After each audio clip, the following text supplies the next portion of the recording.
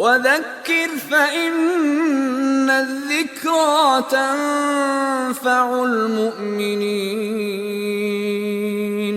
What type of creator would allow such evil and hardship to exist? Another common doubt when people are thinking about God, the creator, or the existence of a creator or not is, well, okay, now we have the modern world, we have modern medicine, we're able to kind of cure diseases, and before that, life was nasty, brutish, and short. Everybody, died in their 30s or 40s, and they had horrible lives. And so, well, that's not even historically true, but even if we assume for a second that it was historically true, maybe in Europe it was historically true, what's responsible? How could a just God, right, allow that to happen? Like, why would he, what type of help is that to the creatures or the creation? What type of creator would allow such evil and hardship to exist? And there's several answers to this question, but the shortest one is that your definition of what's good and your definition of what divine help looks like is strictly limited to worldly help. And it completely neglects the existence of a soul, first of all, what's good for the soul, and it completely neglects what's good for the afterlife. And that's why, it's completely phony and fictitious, the people who say these days that,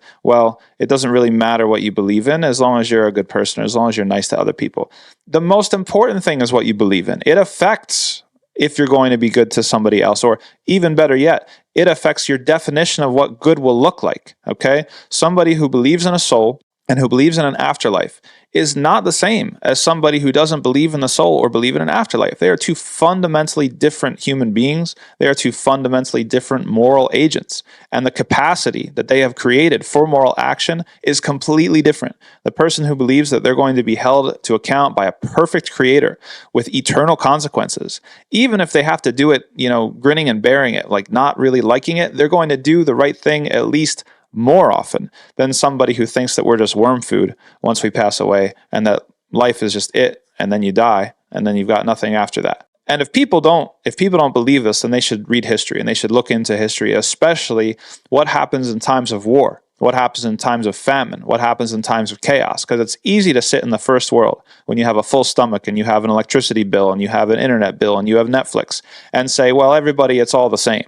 Right? No matter what you believe in, everybody, as long as you're a good person, it doesn't matter what you believe in. Go to the war-torn countries. Go to the countries that experience famine. Go to the countries where there's oppression, banditry, and there's gang violence. There's lots of different things. The people who are doing the right thing, the people who aren't caving into their narrow personal interests, they're the people of faith.